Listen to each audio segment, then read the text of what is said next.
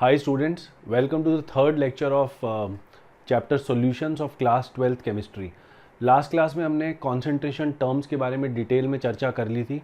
आज की क्लास में मैं आपको concentration term से स्टार्ट करूँगा, but actually the topic of today's class is vapour pressure. तो initial 10 minutes we will just summarize the concentration terms. More than summarization, I wanted to tell you some relationships between different concentration terms जो directly paper में पूछी जाती हैं, और अगर आप वो फॉर्मूले याद रखते हो तो आपको बड़ी मदद मिलने वाली है चैप्टर में. तो लेट अस सी. पहला जो फॉर्मूला है हमारा, it is percentage v by v और परसेंटेज v बाय w, है ना. तो डिनोमिनेटर में देखो, यहाँ वॉल्यूम है, यहाँ पे वेट है. तो वॉल्यूम और वेट में कन्वर्जन क्या होती है? या तो आप इसको d से मल्टीप्लाई कर दो, या फिर आप इधर d से डिवाइड कर दो. तो हम यहाँ पर d से मल्टीप्लाई कर देते हैं इस वॉल्यूम को. तो ये वॉल्यूम ऑफ सॉल्यूशन को डेंसिटी ऑफ सॉल्यूशन से मल्टीप्लाई कर दिया, तो उससे हमको वेट ऑफ सॉल्यूशन मिल जाएगा. अब मैं इन दोनों के बीच में इक्वल टू साइन लगा सकता हूँ. तो ये कन्वर्जन फैक्टर आ गया. अब इसको याद कैसे रखेंगे? Percentage v by V is equal to density into percentage v bye w. तो आप इसको ऐसे याद कर सकते हो. सेकेंड फॉर्मूले पे आते हैं.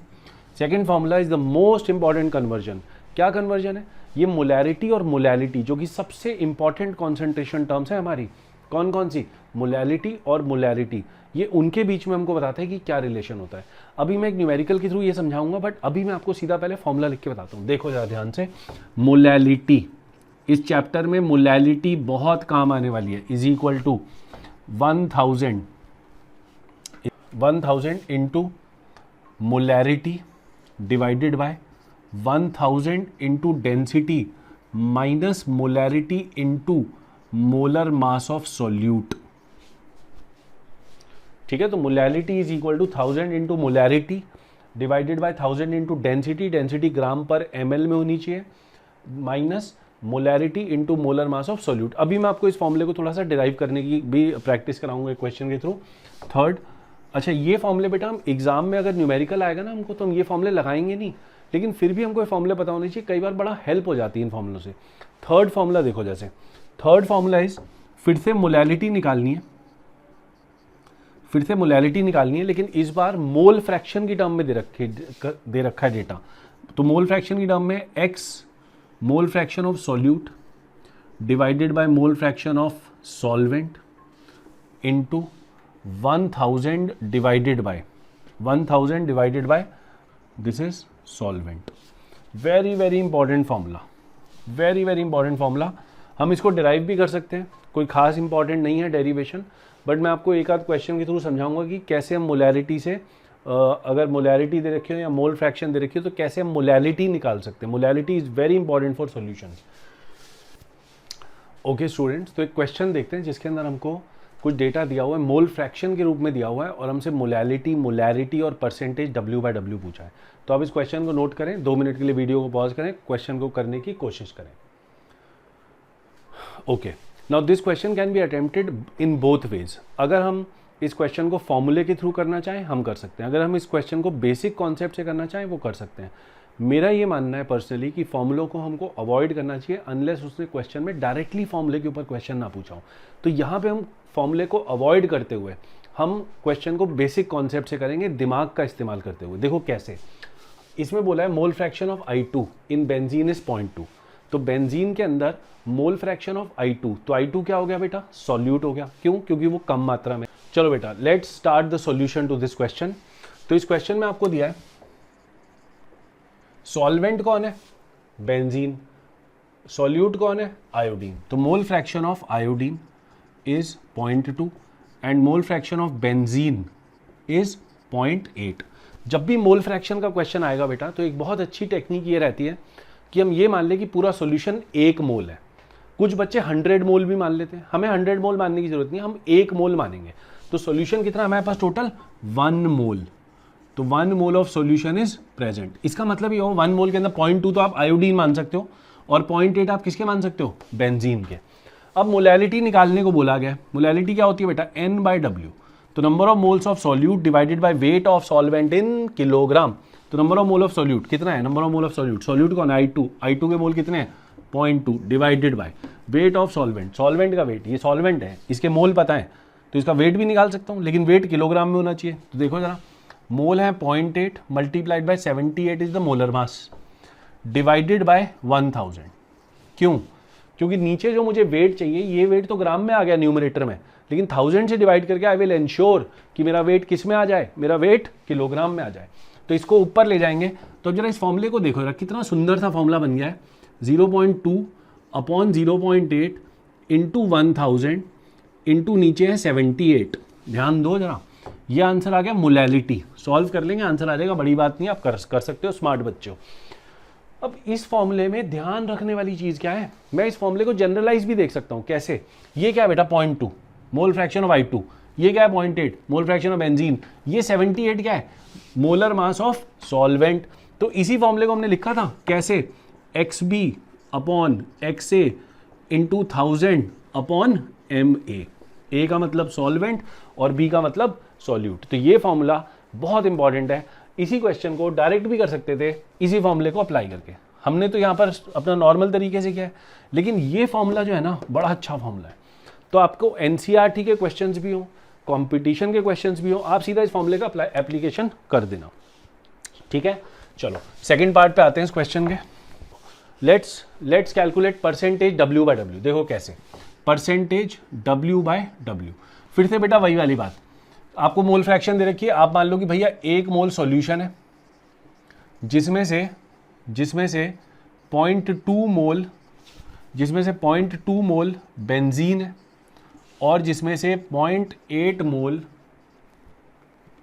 सॉरी गलत लिख दिया, 0.2 मोल आयोडीन है और 0.8 मोल बेंजीन है। तो देखो परसेंटेज W बाय W, ऊपर क्या है वेट ऑफ सॉल्यूट, नीचे क्या है वेट ऑफ सॉल्यूशन। तो ध्यान दो, वेट ऑफ सॉल्यूट तो ये है, तो इसका वेट कितना है बेटा 0.2, मैं यहां लिखता हूं 0.2 इंटू वेट है इसका 254, आयोडीन 127 होता है, divided by weight of solution वो है 0.2 इंटू 254 प्लस 0.8 इंटू 78। समझ गए? 1 मोल सॉल्यूशन में 0.2 मोल आयोडीन के हैं, 0.8 मोल बेंजीन के हैं, तो टोटल मिला के उनका मास इतना हो गया, और ऊपर जो मास है वो हमने आयोडीन का ले लिया। अब इस पूरे को 100 से मल्टीप्लाई कर दो, इस पूरे को 100 से मल्टीप्लाई कर दो, you will get the answer. चलो, तो लास्ट कॉन्सेंट्रेशन टर्म है हमारी मोलैरिटी, जो हमको निकालनी है, बड़ी इंपॉर्टेंट हो जाएगी यहाँ पर। क्यों? क्योंकि यहाँ पर molarity belongs to group number A and बाकी दोनों ग्रुप नंबर B की थी, है ना, जो डेटा दिया वो भी ग्रुप B का, मोल फ्रैक्शन और वो सब जो मास पे डिपेंडेंट टर्म्स है, हमको मोलैरिटी पूछ ली ग्रुप A वाली, तो ये थोड़ा इंपॉर्टेंट हो जाता है। इसके लिए हमको इसकी जरूरत पड़ती है, ये डेटा डेंसिटी इसीलिए दिया हुआ है। यहाँ पे देखते हैं मोलैरिटी क्या होता है, मोलैरिटी होता है N बाय V। 1 मोल सॉल्यूशन ले लिया जाए, 1 मोल सॉल्यूशन ले लिया जाए। क्यों? क्योंकि आपको मोल फ्रैक्शन दे रखी है, तो हम 1 मोल सॉल्यूशन ले लेंगे, उसमें से 0.2 आयोडीन है और उसमें से 0.8 बेंजीन है। पूरे 1 मोल सॉल्यूशन का मास निकाल लिया जाए, कितना होगा 0.2 इंटू 254 आयोडीन का molar mass plus 0.8 into 78 benzene का मोलर मास। ठीक है, सॉल्व कर लो, ये आ जाएगा 50.8 और ये आ जाएगा 0.62 पॉइंट समथिंग आएगा, 62.4 मान लेते हैं, चलो 62.4 ही आएगा। चलो सॉल्व करके ऐड कर दिया तो ये आ गया 123.2 ग्राम्स। तो 1 मोल सॉल्यूशन में इतना मास प्रेजेंट है। अब इस मास को क्या मैं वॉल्यूम में कन्वर्ट कर सकता हूं? क्योंकि मोलैरिटी के लिए बेटा वॉल्यूम की जरूरत है। N तो मुझे पता है, number of moles of solute is known, कितना है 0.2। भैया 1 मोल सॉल्यूशन में 0.2 मोल सॉल्यूट क्या है ये वाले, तो ये देखो जरा, न्यूमरेटर में तो 0.2 लिखा जा सकता है यहाँ पे, लेकिन डिनोमिनेटर में लिखने को नहीं है मेरे पास अभी वॉल्यूम। मास आ गया सॉल्यूशन का, अच्छी बात है। मास को डिवाइड कर दो डेंसिटी के साथ, 1.2 के साथ, तो सॉल्व कर लेंगे। ये क्या आ जाएगा, दिस विल बी वॉल्यूम, किस में आएगी बेटा ml में। क्यों? क्योंकि ये ग्राम है, ध्यान से देखना, ये है ग्राम पर ml, तो ग्राम ग्राम कट गए, ml चला गया ऊपर, तो वॉल्यूम इन ml आ गई। लेकिन यहाँ वॉल्यूम लीटर में होती है, किस में होती है वॉल्यूम? लीटर में। लीटर में वॉल्यूम रखनी है तो इसी वॉल्यूम को उठाओ, ठीक है, इसी वॉल्यूम को उठाओ और इसको 1000 से डिवाइड कर दो ऐसे।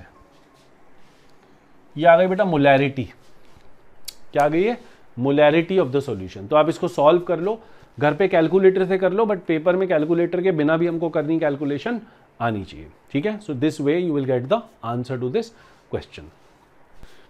Okay, now let's see what is the meaning of dilution. Dilution का मतलब होता है बेटा किसी चीज को और डाइल्यूट कर देना। डाइल्यूट करना मतलब पानी डाल देना।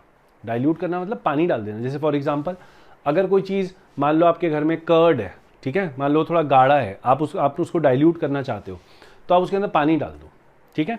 तो उससे क्या होगा, जो उसमें मिल्क कंटेंट है या उसमें जो फैट है वो तो कांस्टेंट रहेगा, आपने जो पानी डाला उससे उसकी वॉल्यूम बढ़ जाएगी। तो डाइल्यूशन से जो अमाउंट ऑफ सॉल्यूट है उस पर फर्क नहीं पड़ता, लेकिन ओवरऑल जो सॉल्यूशन की वॉल्यूम है वो बढ़ जाती है। तो ये लिखें जरा अपनी कॉपी में, the phenomena of adding water to a solution is known as dilution. The phenomena of adding water to a solution is known as dilution, full stop. आगे लिखें, when a solution is diluted, when a solution is diluted, the amount the moles of solute does not change. The moles of solute does not change. तो बदलता क्या है फिर? बदलती है केवल वॉल्यूम, किसकी? ओवरऑल सॉल्यूशन की। तो इसमें लिखें the overall volume of the solution increases, ठीक है। जैसे मैंने आपके सामने डायग्राम बनाया, यहाँ पर एक सॉल्यूशन है, इसकी मोलैरिटी m1 है, वॉल्यूम v1 है, आपने इसमें v2 वॉल्यूम पानी डाल दिया है ना। तो बेटा इसमें क्या होगा कि जो नया सॉल्यूशन तैयार होगा आपके सामने, उसमें केवल वॉल्यूम बढ़ चुकी होगी। अब क्योंकि वॉल्यूम बढ़ चुकी है तो मोलैरिटी भी चेंज हो चुकी होगी, है ना। इस मोलैरिटी को हम लिख देते हैं m फाइनल। तो क्वेश्चन में पूछा गया कि m फाइनल निकालो। तो ऐसे क्वेश्चन में, डाइल्यूशन में, आपको मैंने बोला कि सॉल्यूट विल रिमेन कांस्टेंट। यहां पर सॉल्यूट के कितने मोल्स हैं? Molarity into volume. Number of moles कैसे निकालते हैं? Molarity into volume. पता है ना आपको, मोलैरिटी जो होती है वो n/v होती है। तो अगर मैं v को इधर ले जाऊं तो n जो होगा it will be equal to m into V. तो यहां से आएगा m1v1 इज इक्वल टू, यहां से आएगा m फाइनल, ये प्लस v1 भी है यहाँ पे, इंटू v1 प्लस v2। तो इस तरह से आप इस m फाइनल को निकाल सकते हो, अगर आपको पता हो आपने कितना पानी डाला है उसके अंदर। इस पर क्वेश्चन करते हैं, लिखो अपनी कॉपी में, how much water should be added. How much water should be added, कितना पानी डालें? In a 500 ml, in a 500 ml semi molar solution, semi molar solution to make it into a decimolar solution, to convert it into a decimolar solution। एक semi molar solution मतलब half जिसकी molarity है 1/2। तो 1/2 molar solution लिया तो उसको कभी कभी सेमी मोलर भी बोल देते हैं। उसको कन्वर्ट करना है डेसीमोलर में। डेसीमोलर का मतलब होता है बेटा 1/10 m। मोलैरिटी 1/10 हो जाती है, मतलब 0.1 हो गई। तो मोलैरिटी 0.5 से 0.1। तो जब भी डाइल्यूट करते हैं तो मोलैरिटी की वैल्यू कम होती है, क्यों? क्योंकि वॉल्यूम बढ़ गई है, ठीक है ना। तो ये वाली बात है। तो यहां पर देखते हैं कैसे करेंगे इस क्वेश्चन को। आप डायग्राम से भी समझ सकते हो, डायग्राम से कभी कभी ऐसे क्वेश्चन समझना आसान हो जाता है। तो जैसे हम बोले कि ये शुरुआत में जो सॉल्यूशन था हमारे पास, ये सेमी मोलर था। सेमी मोलर मतलब बेटा इसको m/2 भी लिखा होता है कभी कभी, लेकिन आपको क्या समझना है, इट इज 0.5 मोलर। और इसकी वॉल्यूम कितनी दी आपको? 500 ml।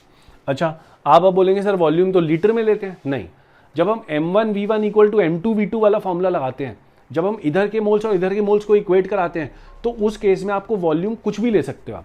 मतलब इधर जो वॉल्यूम लिया ना बेटा और इधर जो वॉल्यूम लिया, उसके यूनिट सेम रखना बस।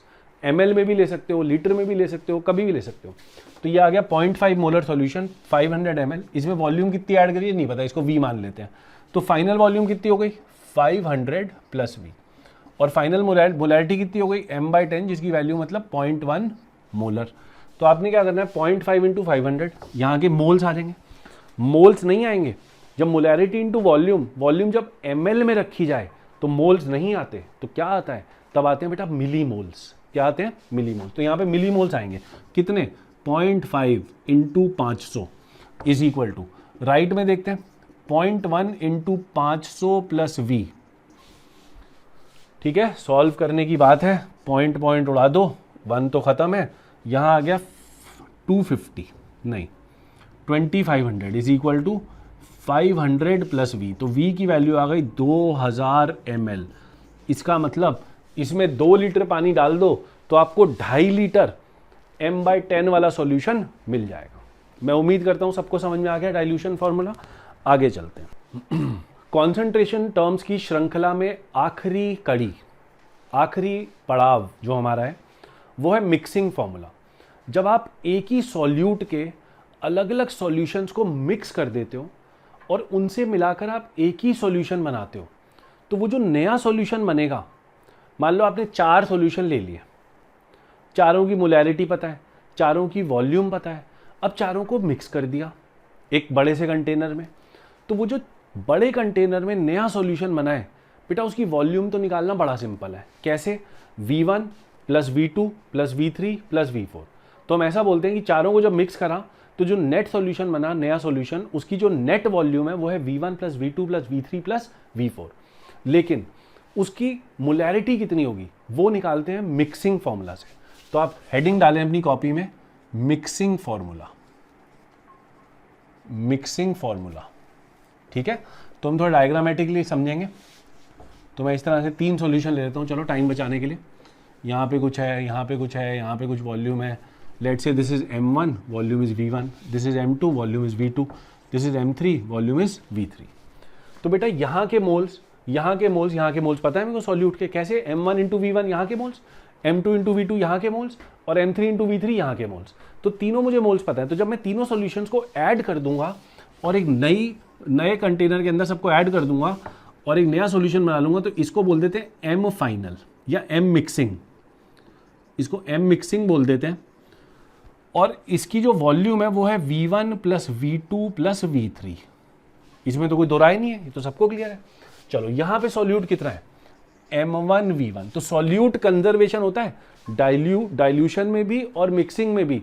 You are actually conserving the moles of solute.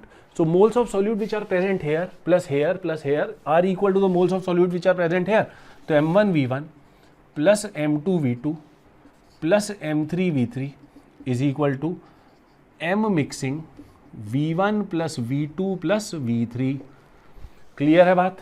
तो यहाँ से बेटा ये सब आपको पता है, तो ये अननोन है, ये आप निकाल सकते हो। आई होप इट इज क्लियर, कोई दिक्कत वाली बात नहीं। आगे चलते हैं, क्वेश्चन देखते हैं इसके ऊपर। एक लिखो क्वेश्चन, लिखो question. 200 ml of 4 molar H2SO4, 200 ml of 4 molar H2SO4 is mixed with 300 ml of 5 molar H2SO4. Calculate the molarity of the resulting solution. Calculate the molarity of the resulting solution. करें जल्दी से। चलो ये question है आपके सामने कि एक सॉल्यूशन था 200 ml, एक था 300 ml, ये 4 मोलर, ये 5 मोलर मिला दिया, तो वॉल्यूम तो पता है मुझे 500 होगी, वॉल्यूम तो V1 प्लस V2 होगी, लेकिन मोलैरिटी कितनी होगी ये निकालना है। ये मोलैरिटी ऑफ मिक्सिंग है। तो मोलैरिटी ऑफ मिक्सिंग को आप डायरेक्ट ऐसे भी लिख सकते हो, M1 V1 plus M2 V2 upon V1 plus V2 upon V1 plus V2। अब देखो बड़ा सिंपल है। M1 कितना है? 4, V1 कितना है? 200 प्लस M2 कितना है? 5, V2 कितना है? 300 डिवाइडेड बाय 200 प्लस 300। हो गया सिंपल कि नहीं हो गया? बोलो, बड़ा आसान है यार ये तो। चलो डिनोमिनेटर में आया 500, या आया 800 प्लस 1500, 800 प्लस 1500, ऊपर आया बेटा 2300, नीचे आया 500, 2 0 कट गए, आंसर आ गया 46/10। 23/5 को 46/10 सोच सकते हैं, 4.6 मोलर। Very good. अब देखो कई बार ऐसे क्वेश्चन में ऑप्शन ही काम चल जाता है। देखो एक सॉल्यूशन था 4 मोलर, दूसरा सॉल्यूशन था 5 मोलर, हाँ या ना? तो जो कम मात्रा है, जिसके अंदर कम सॉल्यूट है वो है 4 मोलर, और जिसमें ज़्यादा सॉल्यूट है वो है 5 मोलर। तो बेटा आंसर जो आएगा वो 4 और 5 के बीच में ही तो आएगा। अरे यार, आंसर 4 से कम थोड़ी हो सकता है। क्या आंसर 5 से ज़्यादा हो सकता है? ऐसा वो तो करिश्मा हो जाएगा। क्या आपने एक 5 मोलर सॉल्यूशन में डाइल्यूट सॉल्यूशन डाला 4 मोलर का, और जो रिजल्टिंग है वो 5.5 हो गया? मजाक है ये तो, नहीं हो सकता ना। तो इसलिए आप ऑप्शंस में भी पहले चेक कर सकते हो कि आंसर क्या 4 और 5 के बीच में कोई अगर एक ही ऑप्शन दिखे। अगर मान लो पेपर बनाने वाले ने यही सोचा हो कि क्या आप क्वेश्चन में सिर्फ ऑप्शन देख के कर सकते हो, तो जिस बच्चे को ये नॉलेज है कि जो रिजल्टिंग मोलैरिटी आएगी वो 4 और 5 के बीच में होगी और एक ही ऑप्शन अगर उससे मैच होती है, आप सीधा उस पर टिक लगाओ और आगे बढ़ो। मान लो अगर 3 सॉल्यूशन मिक्स किए होते, एक होता 2 मोलर, एक होता 4 मोलर, एक होता 6 मोलर, जितना मर्जी अमाउंट होता, तो जो आंसर आता इसका वो 2 और 6 के बीच में आता, चाहे जितना मर्जी जो मर्जी सॉल्यूशन लिया होता। Amount is not important. What I am trying to tell you is this, that the final answer of molarity of mixing is going to lie between the lowest molarity and the highest molarity of the solutions those were mixed together. I hope I am making my point very clearly. I hope you have understood it.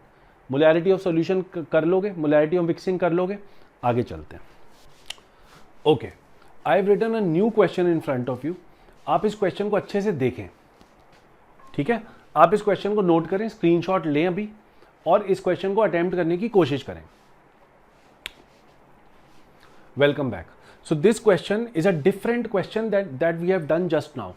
इस question में बेटा वो ions की concentration पूछ रहा है. आपसे वो बोल रहा है कि 200 ml 0.4 मोलर NaCl है और 800 ml 0.3 मोलर NaNO3 है. आपने इनको मिक्स कर दिया तो जो रिजल्टिंग सॉल्यूशन बना वो 200 प्लस 800 1000 ml बना, इसमें कोई डाउट नहीं है. उसके अंदर लेकिन आयंस की कॉन्सेंट्रेशन कैसे निकालें? तो बेटा कॉन्सेंट्रेशन वही होती है क्या? Moles upon volume. Moles upon volume. तो कॉन्सेंट्रेशन को कभी कभी मोलैरिटी भी बोल देते हैं अगर वॉल्यूम लीटर में हो तो, लेकिन क्योंकि यहाँ पे उसने ml में आंसर दिया हुआ है तो हम ml में भी निकाल सकते हैं और लीटर में भी निकाल सकते हैं. अगर हम वॉल्यूम को लीटर में लेके क्वेश्चन को करेंगे तो हम मोलैरिटी निकाल रहे होंगे, तो आयंस की मोलैरिटी भी निकाली जा सकती है. देखो कैसे. अगर मैं आपसे बोलूं कि यहां से कितने आयंस मिले होंगे, जब एक NaCl टूटता है तो वो एक Na+ और एक Cl- देता है, यस और नो? तो अगर मैं आपसे पूछूं how many millimoles of NaCl are there, how many millimoles of NaCl are present, तो बड़ा सिंपल है बेटा, m इंटू v. अगर v लीटर में लिया तो मोल निकलेंगे, अगर v ml में लिया तो मिलीमोल निकलेंगे, अगर v ml में लिया तो मिलीमोल निकलेंगे. बस यही वाली बात है. तो 0.4 इंटू 200, 0.4 इंटू 200 करो जरा फटाफट से, 80 आ रहा है. तो हम बोलेंगे NaCl के 80 मिलीमोल्स आर टेकन. अब 80 मिलीमोल जब आपने NaCl लिया तो एक मिलीमोल में एक Na+ का मिलीमोल मिलेगा. तो 80 मिलीमोल से क्या क्या मिला देखो जरा.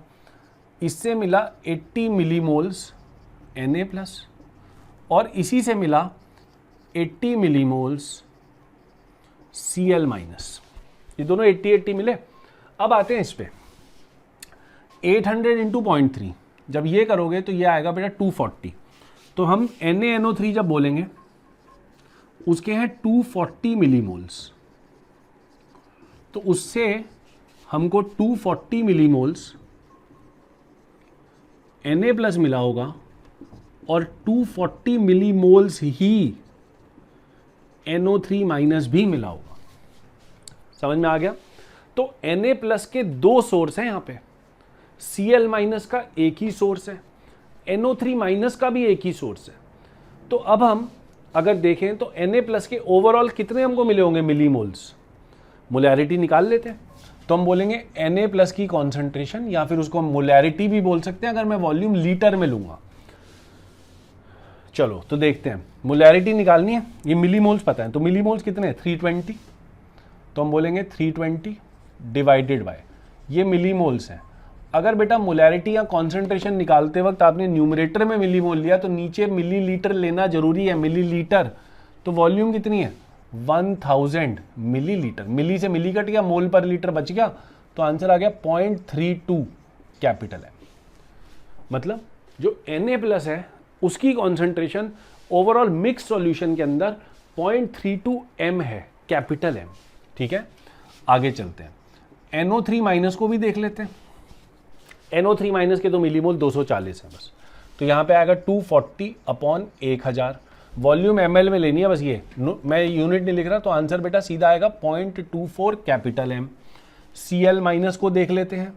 Cl- जो है वो है हमारा 80, तो ये आएगा 80 अपॉन 1000 विच इज 0.08 मोलर.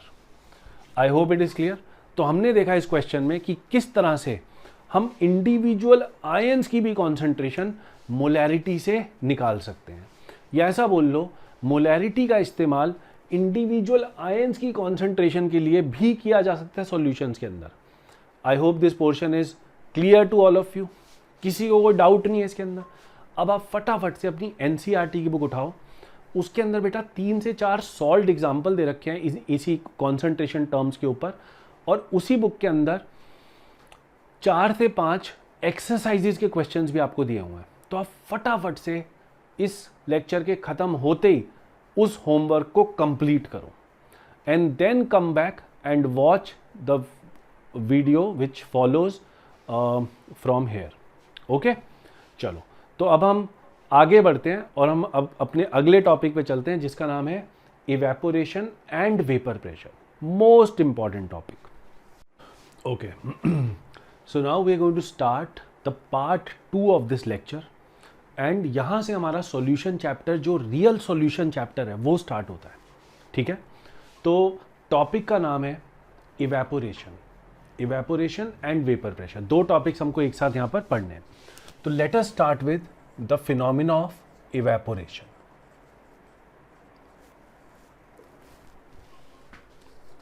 आप सब लोग इस फिनोमिना से वाकिफ हो यार, ये कोई बहुत बड़ी चीज़ तो है नहीं।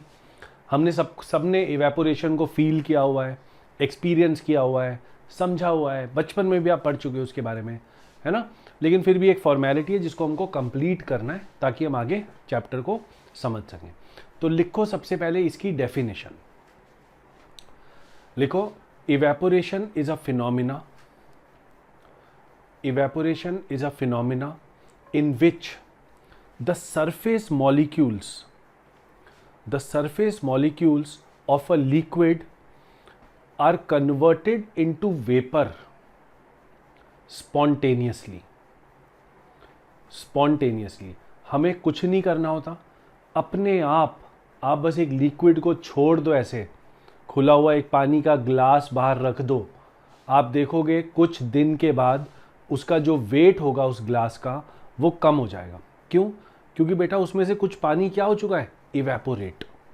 क्या हो चुका है उसका कुछ पानी, इवेपोरेट। अच्छा, evaporation is a surface phenomena. इसका मतलब जो अंदर के मॉलिक्यूल्स हैं वो इवेपोरेशन में पार्ट नहीं लेते। केवल कौन से मॉलिक्यूल्स इवेपोरेशन में पार्ट लेते हैं, जो बिल्कुल सरफेस पे है। ऐसा क्यों?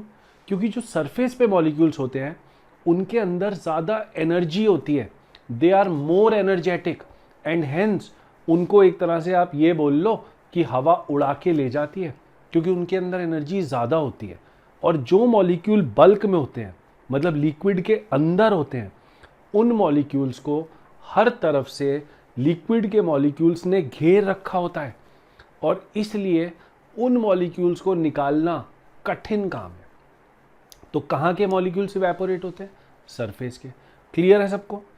चलो अब हम लिखेंगे फैक्टर्स अफेक्टिंग इवेपोरेशन। लिखो अपनी कॉपी में हेडिंग, फैक्टर्स अफेक्टिंग इवेपोरेशन। तो फैक्टर्स की बात करनी शुरू कर दी हमने। फैक्टर्स में सबसे पहला फैक्टर, आप बताओ, आप जब कपड़े सुखाते हो बेटा, तार पे डालते हो कपड़ों को, तो वो गर्मियों में जल्दी सूखते हैं या सर्दियों में जल्दी सूखते हैं? वेरी गुड, गर्मियों में जल्दी सूखते हैं। क्या रीज़न है? क्योंकि टेम्परेचर हाई होता है। तो सबसे पहला फैक्टर जो इवेपोरेशन को अफेक्ट करता है, it is the concept of, या इट इज़ द टेम्परेचर। तो इसमें लिखो, higher is the temperature, higher is the rate of evaporation. Higher is the temperature, higher is the rate of evaporation. Clear है बात? कोई समझाने की जरूरत नहीं है। सेकेंड पॉइंट लिखो। Second point is surface area.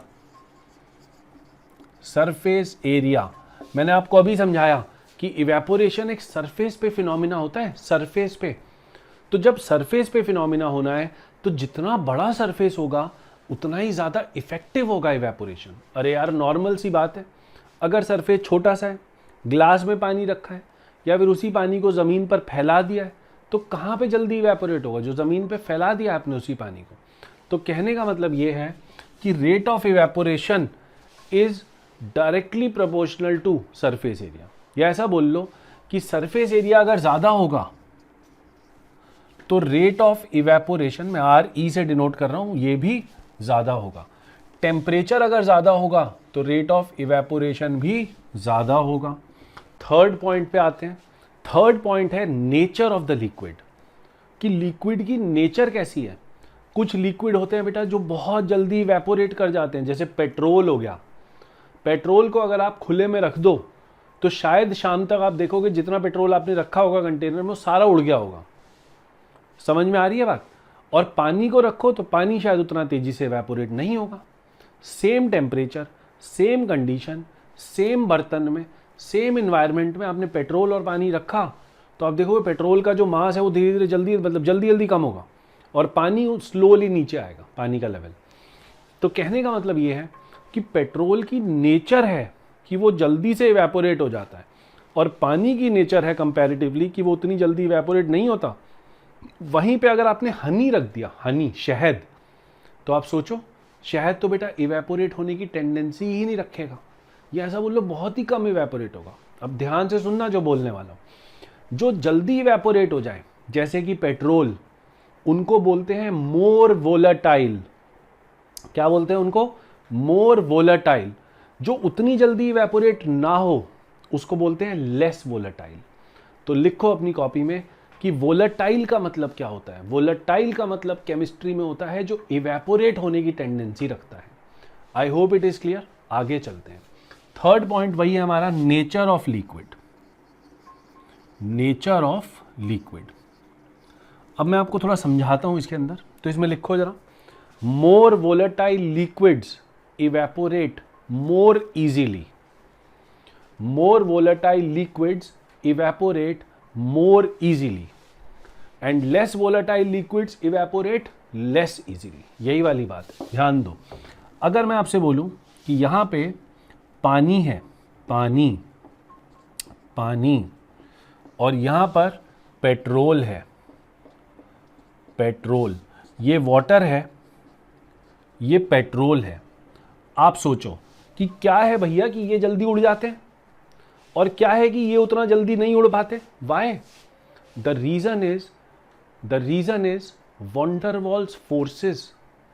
जो इनके दो मॉलिक्यूल्स के बीच में फोर्स है जो इनको बांध के रखती है एक दूसरे के साथ लिक्विड फॉर्म में, वो फोर्सेस बेटा कंपैरेटिवली वीक होती हैं।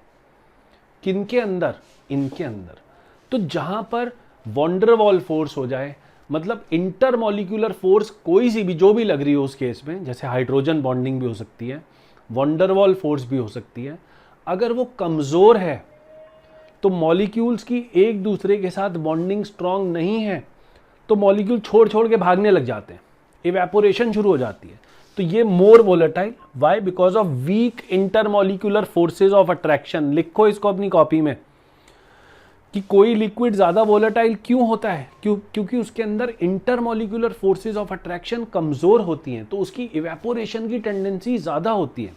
वहीं पर इस लिक्विड में अगर मैं बोल रहा हूं लेस वोलेटिलिटी है, इसका मतलब इसके अंदर इंटरमॉलिक्यूलर फोर्सेज क्या है? मजबूत। तो जिसमें इंटरमॉलिक्यूलर फोर्सेज ज्यादा होंगी उसमें रेट ऑफ इवेपोरेशन कम हो जाएगा। तो हम ऐसे बोलते हैं कि rate of evaporation decreases if force of attraction increases। ये तीसरा फैक्टर हो गया। चौथा फैक्टर जो है वो ये है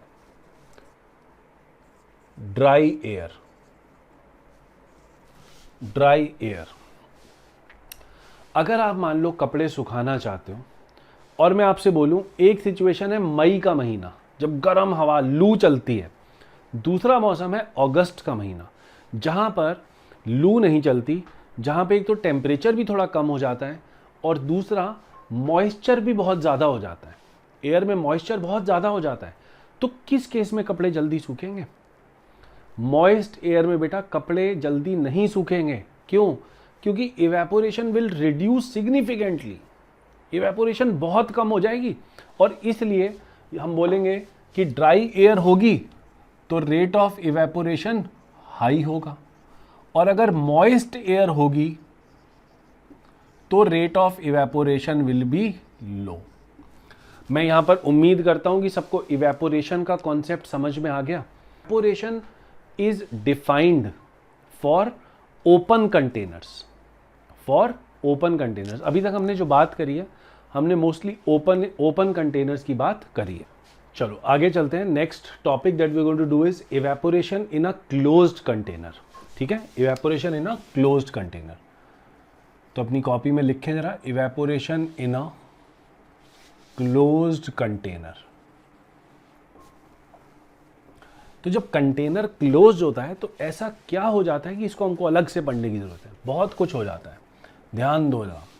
अगर मान लो मैं आपसे बोलूं कि ये कंटेनर है जिसमें ये लिक्विड पड़ा हुआ है, ये इसके मॉलिक्यूल्स हैं सरफेस पर, ये यहाँ से उठ उठ के इवेपोरेट होना शुरू हो गए। तो जब ये इवेपोरेट होंगे तो यहाँ पे ऐसे मॉलिक्यूल्स आ गए। अब ये मॉलिक्यूल जो वेपर फेज में है, ये रैंडमली मूव कर रहे होंगे इधर उधर जिगजैग मोशन में। Now these atoms which are now in vapor phase, this is vapor, ये जो वेपर फेज में है, इनकी टेंडेंसी होगी कभी कभी ये जो रैंडमली मूव करते करते ये यहाँ पे वापस आ जाएंगे, या ऐसा बोलो they will again become a part of the liquid. भाई आखिर छोड़कर तो लिक्विड को ही गए थे, तो इनकी टेंडेंसी तो है ही वापस आकर के कंडेंस होने की, उसको कंडेंसेशन बोलते हैं। तो एक फिनोमिना इवेपोरेशन हो रहा है और साइमल्टेनियसली क्लोज्ड कंटेनर के अंदर एक और फिनोमिना चालू हो जाता है जिसका नाम है कंडेंसेशन। ध्यान दो, कंडेंसेशन मतलब ये मॉलिक्यूल्स वापस आकर के लिक्विड बनना शुरू हो गए। तो ये यहां से उठ रहे हैं, इसका नाम है इवेपोरेशन, और ये यहां से वापस आ रहे हैं, इसका नाम है कंडेंसेशन। शुरू में इवेपोरेशन बहुत हाई होती है। क्यों? क्योंकि बेटा वेपर तो है ही नहीं शुरू में तो हमने सिर्फ ये लिक्विड लिया था। तो शुरुआत में इवेपोरेशन का रेट हाई है और कंडेंसेशन का रेट है ही नहीं कुछ भी। जैसे जैसे समय बीतता है, वेपर फेज में और मॉलिक्यूल्स इकट्ठे होने शुरू हो जाते हैं, ज़्यादा हो जाते हैं उनकी कॉन्सेंट्रेशन। अच्छा, नीचे सरफेस को कोई फर्क नहीं पड़ा, सरफेस यहाँ पे था चाहे यहाँ पे था, तो नंबर ऑफ सरफेस मॉलिक्यूल तो सेम ही है, तो rate of evaporation remains the same. बड़ी इंपॉर्टेंट बात है। लेकिन rate of condensation continuously increases. Condense होने वाले मॉलिक्यूल बढ़ रहे हैं लेकिन इवेपोरेट उतने ही हो रहे हैं। जैसे एक एग्जांपल लेते हैं, न्यूमेरिकल एग्जांपल। मान लो शुरू में रेट ऑफ इवेपोरेशन 100 था, शुरू में रेट ऑफ कंडेंसेशन 0 था, थोड़ा समय बीता, रेट ऑफ इवेपोरेशन हो गया 100, अभी भी 100, और रेट ऑफ कंडेंसेशन अब शुरुआत हो गई कंडेंसेशन होने की, लेट से 10 हो गया। थोड़े और वेपर बढ़े, रेट ऑफ इवेपोरेशन अभी भी 100 ही है, रेट ऑफ कंडेंसेशन बढ़ के लेट से 40 हो गया। अभी भी वेपर बढ़ रहे हैं, रेट ऑफ इवेपोरेशन अभी भी 100 है, लेकिन रेट ऑफ कंडेंसेशन बढ़ के काफ़ी समय के बाद वो भी 100 हो गया। इस सिचुएशन में हम बोलते हैं एक इक्विलिब्रियम इस्टेब्लिश हो गया। किस किस के बीच में? लिक्विड और वेपर के बीच में एक इक्विलिब्रियम इस्टेब्लिश हो जाता है। आपको याद होगा केमिकल इक्विलिब्रियम में आपने पढ़ा हुआ है कि इक्विलिब्रियम इस्टेब्लिश होने के लिए जो शुरुआत में रिएक्टेंट है वो भी होना चाहिए, जो फाइनली प्रोडक्ट बन रहा है वो भी होना चाहिए, और कंटेनर बंद भी होना चाहिए। तो यहां पर जो इक्विलिब्रियम इस्टेब्लिश होता है वो वेपर लिक्विड इक्विलिब्रियम कहलाता है, और उसको हम लिखना चाहें तो ऐसे लिख सकते हैं H2O लिक्विड, और इस तरह से इक्विलिब्रियम का साइन लगाकर यहां लिख सकते हैं H2O गैस। यस और नो? यस और नो? तो जहां पर भी गैस इन्वॉल्व होती है, आपको याद होगा बेटा, आप इस इक्विलिब्रियम का इक्विलिब्रियम कांस्टेंट Kp लिख सकते हो। तो इस इक्विलिब्रियम का जो Kp होगा that will be equal to partial pressure of H2O gas. तो जब इक्विलिब्रियम एस्टैब्लिश हो चुका होगा तो यहां पे जो H2O के मॉलिक्यूल्स हैं या जो भी लिक्विड है उसके जो मॉलिक्यूल्स हैं वो कुछ प्रेशर एक्सर्ट कर रहे होंगे ऐसे नीचे की तरफ। प्रेशर तो और भी गैसेस जो होंगी वो एक्सर्ट कर रही होंगी। देखो मान लो शुरुआत में यहां पे ऑक्सीजन नाइट्रोजन प्रेजेंट थी, एटमॉस्फेयर में एयर होती है उसमें ऑक्सीजन नाइट्रोजन होती है।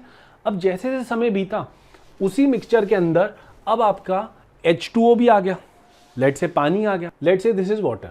तो शुरुआत में यहाँ ऊपर केवल ऑक्सीजन और नाइट्रोजन थी, जैसे जैसे समय बीता ये जो पानी के मॉलिक्यूल यहाँ से उठे ये भी जाकर के इसी में शामिल हो गए, तो ऑक्सीजन नाइट्रोजन के साथ साथ पानी भी आ गया, वेपर फॉर्म वाला, गैस वाला। तो हम बोलेंगे कि यहाँ पे जो टोटल प्रेशर होगा वो तो इसका भी होगा, इसका भी होगा और इसका भी होगा, लेकिन इस इक्विलिब्रियम को लेकर जो प्रेशर हमको यहां पे लेना है, जिसको हम Kp बोलेंगे इस इक्वेशन का, that pressure is only of H2O। और इस प्रेशर को जो इक्विलिब्रियम पे होता है, इसको हम बोलते हैं बेटा vapour pressure of the liquid. This is called vapour pressure of the liquid. नापना कैसे है, फीलिंग देने के लिए बता रहा हूं, ध्यान दो। यहां बेटा एक U-ट्यूब मैनोमीटर लगा दो।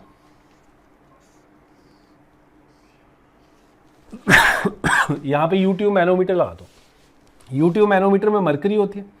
जब मरकरी, यहां मान लो U-ट्यूब मैनोमीटर जब ये ओपन होगा तो ये दोनों तरफ मरकरी का लेवल सेम होगा, लेकिन जब यहां पे वेपर बन चुके हैं और उन वेपर की वजह से यहां पे जो प्रेशर था वो बढ़ चुका है, तो मरकरी का लेवल इस तरह से दोनों तरफ अलग अलग आ जाएगा।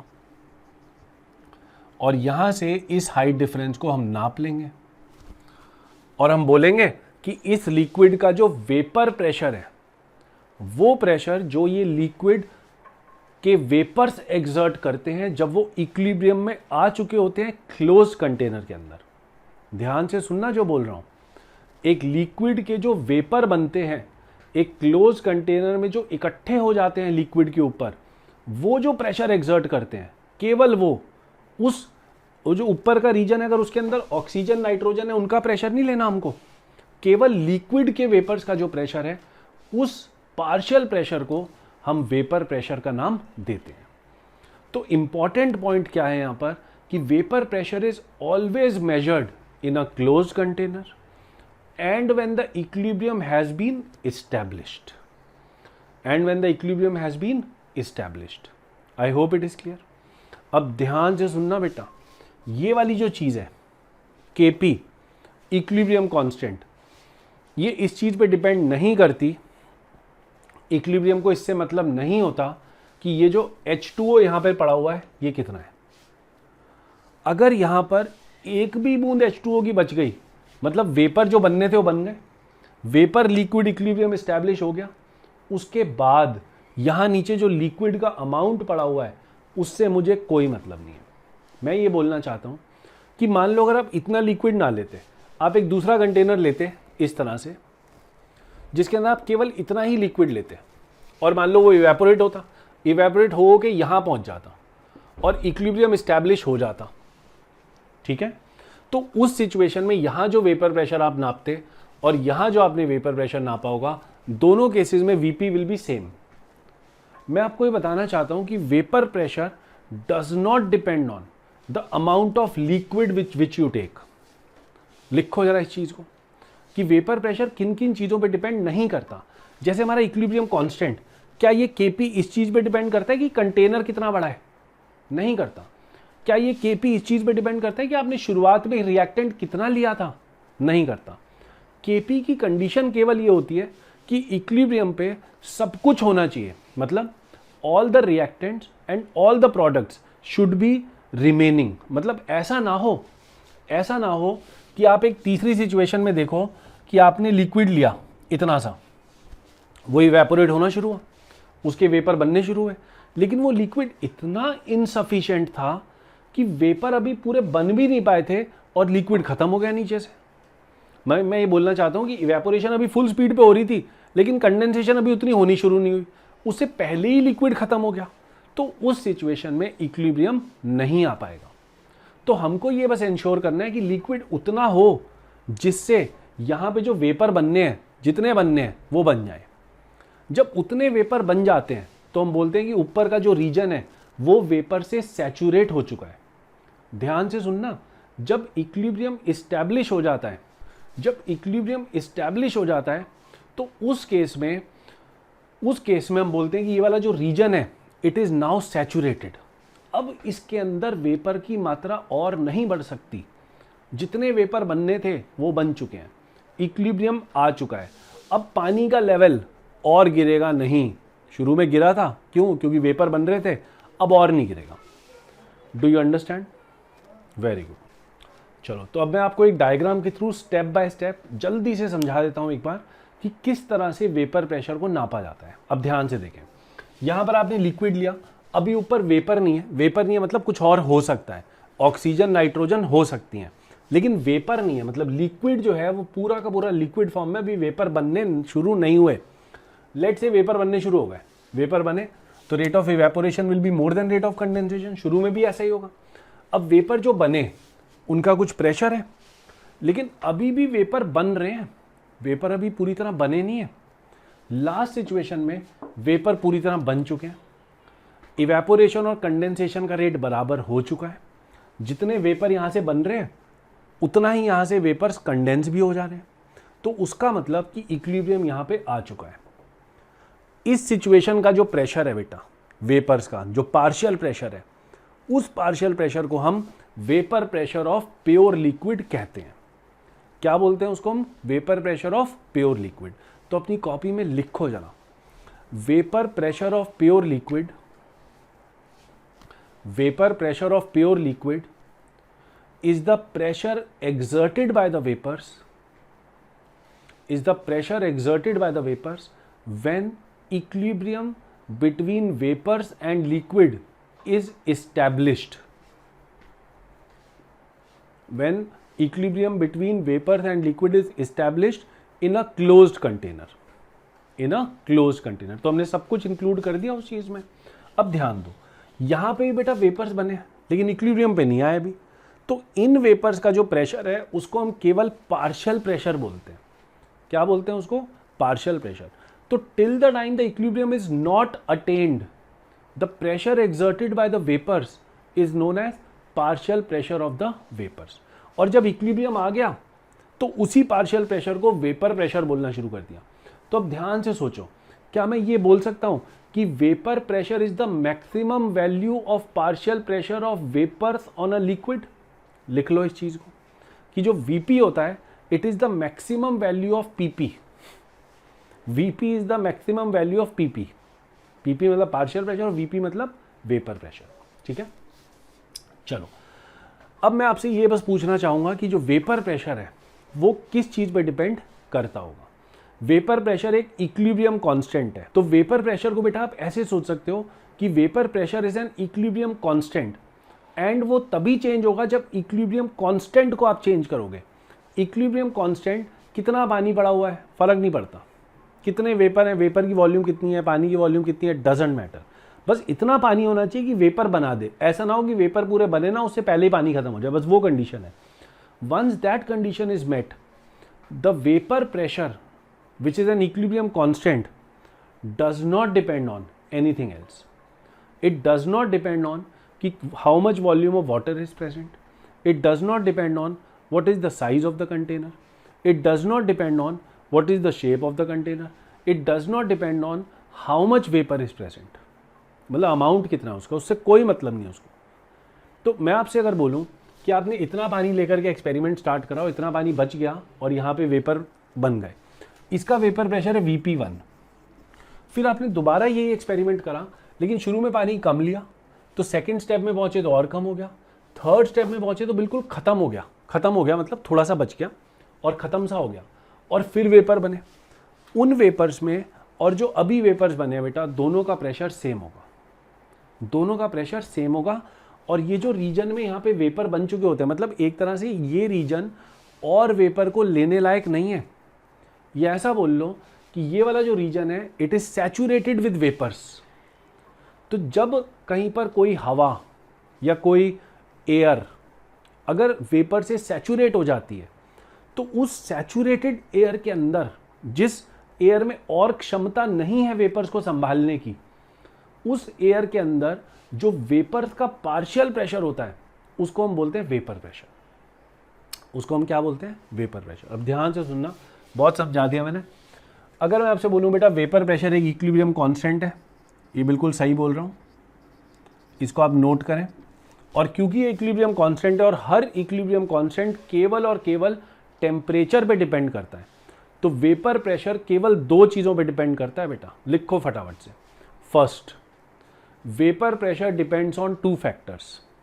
Vapour pressure depends on two factors. Number one, nature of the liquid, and number two temperature. Nature of the liquid and temperature. अब हम ध्यान से सोच, एक एक चीज को ढंग से पढ़ेंगे। चलो बेटा ये फटाफट से नोट कर लो और फिर हम आगे चलते हैं। हेडिंग डालो factors affecting VP. Factors affecting VP. तो पहला फैक्टर है नेचर ऑफ लिक्विड और दूसरा फैक्टर है टेम्परेचर। नेचर ऑफ लिक्विड और टेम्परेचर, ठीक है। तो नेचर ऑफ लिक्विड में मैं आपको हल्का सा आइडिया दे चुका हूं इवेपोरेशन के टाइम पर कि कुछ लिक्विड होते हैं जिनकी इवेपोरेट होने की टेंडेंसी ज़्यादा होती है। तो ऐसा देखा गया कि जो लिक्विड ज़्यादा वोलेटाइल होते हैं, जो ज़्यादा इवेपोरेट होते हैं, उनका वेपर प्रेशर भी हाई होता है। तो लिखें इस चीज़ को, more volatile liquid has a higher vapour pressure. तो यहाँ पे जो नेचर से मेरा मतलब है वो यही है कि जो लिक्विड ज़्यादा वोलेटाइल होगा उसका वेपर प्रेशर भी ज़्यादा होगा। जैसे अगर कंपैरिजन के लिए आपको बोला जाए कि एक जगह पे वाटर है और एक जगह पे पेट्रोल है, ठीक है। एक जगह पे वाटर है, एक जगह पे पेट्रोल है। This is less volatile and this is more volatile. तो क्या रीजन है भाई? वाटर के अंदर तो बहुत स्ट्रांग फोर्सेस होती है, कौन सी? Hydrogen bonding. लेकिन यहाँ पे तो फोर्सेस उतनी स्ट्रांग नहीं होती क्योंकि यहाँ पे तो वंडर वॉल फोर्सेस होती हैं। तो यहाँ हाइड्रोजन बॉन्डिंग होने की वजह से यहाँ के मॉलिक्यूल बहुत तेजी से एक दूसरे के साथ जुड़े रहते हैं, तो उनका इवेपोरेट होना मुश्किल है। तो अगर यहाँ का वीपी जो है वो लेट से VP1 है और यहाँ का वीपी VP2 है, ये less volatile, more volatile will have more VP, it's a rule. तो जो ज़्यादा इवेपोरेट हो पाएगा उसके वेपर ज़्यादा बनने की टेंडेंसी होगी, इसलिए हम बोल सकते हैं कि VP2 is more then VP1। तो रूल क्या है बेटा कि मॉलिक्यूल्स के बीच में अगर अट्रैक्शन ज़्यादा होगी लिक्विड में तो vapour pressure will be less. तो यही लिखेंगे अपनी कॉपी में, लिखो जरा, more volatile liquids will have more vapour pressure and less volatile liquids will have lesser vapour pressure. Lesser volatile liquids will have lesser vapour pressure. वही वाली बात है यहाँ पर। अब जरा हम इसके ऊपर एक क्वेश्चन और देखते हैं। हम नेचर ऑफ लिक्विड को डिस्कस कर रहे हैं, एक क्वेश्चन और देखते हैं। मान लो एक दे दिया H2O और एक दे दिया C2H5OH। C2H5OH क्या है हमारा? इथाइल अल्कोहल, है ना। तो देखो जरा H2O में क्या होता है बेटा, H2O का मॉलिक्यूल ऐसा होता है और C2H5OH का मॉलिक्यूल ऐसा होता है। O के पास दोनों ही केसेस में दो दो लोन पेयर है और आपको तो पता ही है कि जितने लोन पेयर होते हैं उतने ही हाइड्रोजन बॉन्ड वो बना सकता है। तो ये O 2 हाइड्रोजन बॉन्ड बना सकता है, एक हाइड्रोजन बॉन्ड ये हाइड्रोजन बना सकता है और एक हाइड्रोजन बॉन्ड ये वाला हाइड्रोजन बना सकता है। तो हम ऐसा बोलते हैं कि each water molecule can form 4 hydrogen bonds, 2 एक एक हाइड्रोजन से और 2 ऑक्सीजन से। तो ये water molecule can form 4 hydrogen bonds. ये कितने बनाएगा बेटा? 1 2 और एक यहाँ से 3। C2H5 तो हाइड्रोजन बॉन्ड बना नहीं सकता, तो हम यहाँ पर ये बोलेंगे कि वाटर के अंदर इथाइल अल्कोहल के मुकाबले हाइड्रोजन बॉन्ड बनाने की जो शक्ति है वो ज़्यादा है। तो आप मुझे बताओ किसके मॉलिक्यूल ज़्यादा बंध के रहेंगे एक दूसरे के साथ? वाटर के। और इथाइल अल्कोहल के मॉलिक्यूल्स क्योंकि हाइड्रोजन बॉन्ड की मात्रा कम है, इवेपोरेट हो जाएंगे और ज़्यादा इवेपोरेट होंगे तो मोर वोलेटाइल लिक्विड तो मोर वेपर प्रेशर। समझ में आई बात? एक और क्वेश्चन मैं आपको यहीं पे कराता हूँ। क्वेश्चन में यहाँ लिख रहा हूँ CH3OH, एक है CH2OH और एक है आपके पास CH2OH, CH2OH। अब ये देखो बेटा, ऑर्गेनिक में अब इनके बारे में पढ़ोगे, ये डाईऑल है, इसमें 2 OH है और वो ट्राईऑल है, उसमें 3 OH है। इसके अंदर या फिर इसके अंदर, अच्छा इसको इथाइलिन ग्लाइकॉल भी बोलते हैं। अब लिख लो अपनी कॉपी में, this is called ethylene glycol या कभी कभी केवल ग्लाइकॉल बोल देते हैं। बड़ा इंपॉर्टेंट कंपाउंड है, industrially it's a very important compound. और इसको ग्लिसरीन बोलते हैं। जो सर्दियों में आप हाथ पैर वो थोड़ा क्रैक आ जाते हैं तो उन पे लगाते हैं ना, फेस पे लगा के सोते हैं, सुबह तक फेस सॉफ्ट हो जाता है, तो इसको ग्लिसरीन बोलते हैं। या इसको ग्लिसरॉल भी बोल देते हैं, दोनों सही हैं। अब देखो, अगर मैं आपसे बोलूं कि इन तीनों में से किसका वेपर प्रेशर सबसे ज़्यादा होगा, किसका उससे कम होगा, किसका उससे कम होगा, इसका वेपर प्रेशर मैं बोलता हूँ P1, इसका वेपर प्रेशर P2, इसका वेपर प्रेशर P3।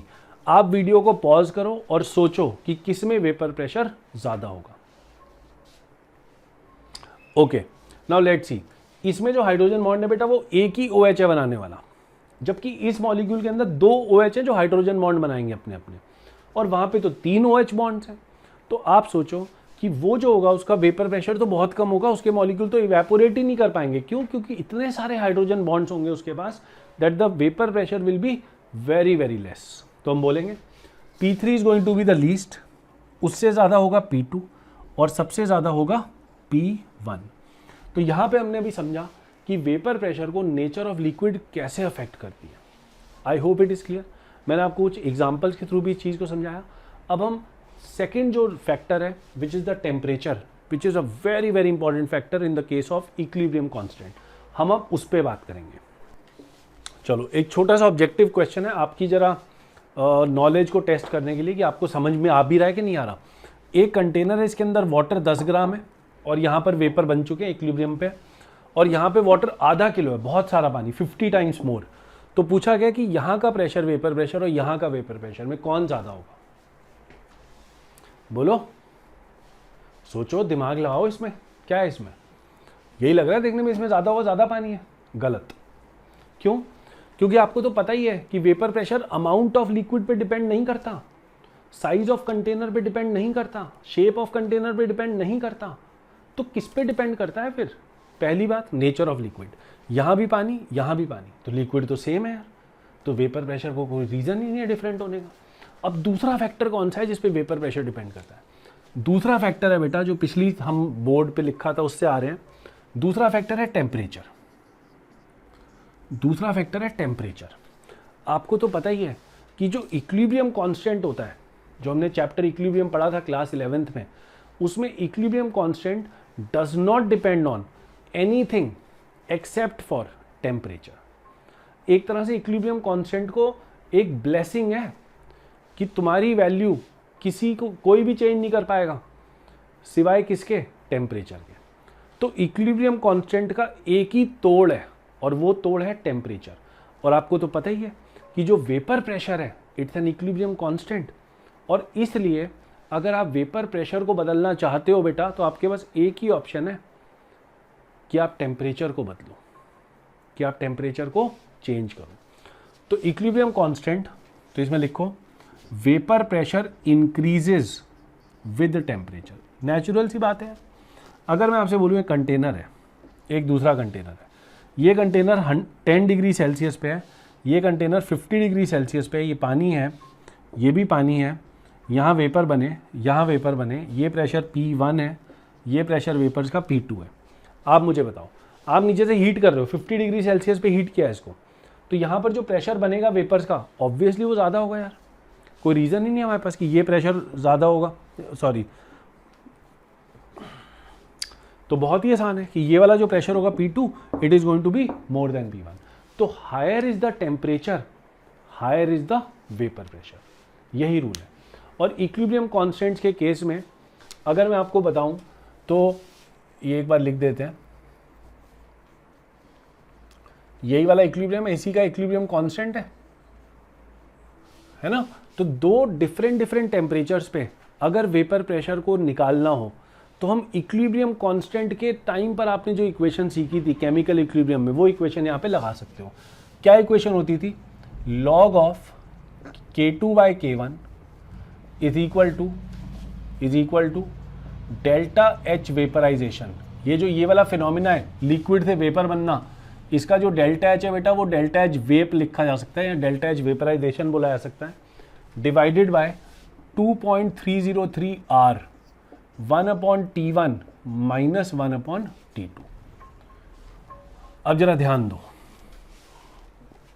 अगर मान लो T2 is more then T1, इसको टेस्ट करते हैं जरा।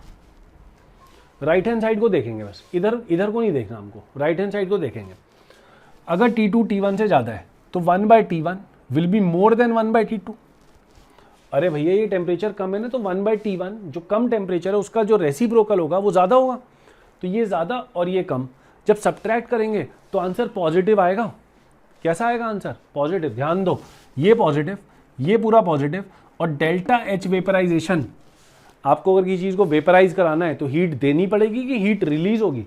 हीट देनी पड़ेगी, तो इसका मतलब ये जो डेल्टा एच है ये भी पॉजिटिव, तो पूरी राइट हैंड साइड पॉजिटिव हो जाती है अगर आप टेम्परेचर को बढ़ाते हो। ध्यान से सुनना, अगर टेम्परेचर को बढ़ाया मतलब T2 is more then T1, तो पूरी राइट हैंड साइड पॉजिटिव हो जाती है, और इसका मतलब log of something is positive, तो इसका मतलब कि ये जो K2/K1 है इट इज ग्रेटर देन 1। इसका मतलब कि जो K2 है it is greater than K1।